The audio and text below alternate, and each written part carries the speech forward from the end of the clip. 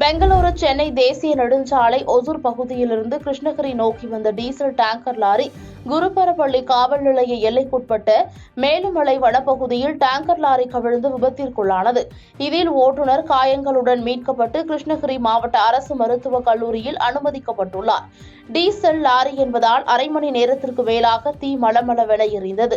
தீயை அணைக்கும் பணியில் கிருஷ்ணகிரி தீயணைப்பு ஈடுபட்டிருந்தாலும் டீசலில் பற்றி எறிந்து வரும் தீயை அணைக்க முடியாமல் தீயணைப்புத் துறையினர் பல மணி நேரம் போராட்டத்திற்கு பிறகு தீயை அணைத்தனர். இதனால் தேசிய நெடுஞ்சாலையின் இரு புறங்களிலும் சுமார் 5 கிலோமீட்டர் தூரத்திற்கு வாகனங்கள் அணிவகுத்து நின்றது.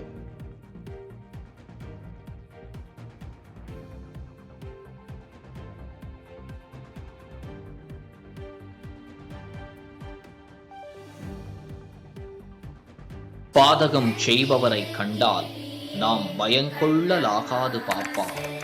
மோதி மிதித்து விடு பாப்பா, அவர் முகத்தில் உமிழ்ந்து விடு பாப்பா.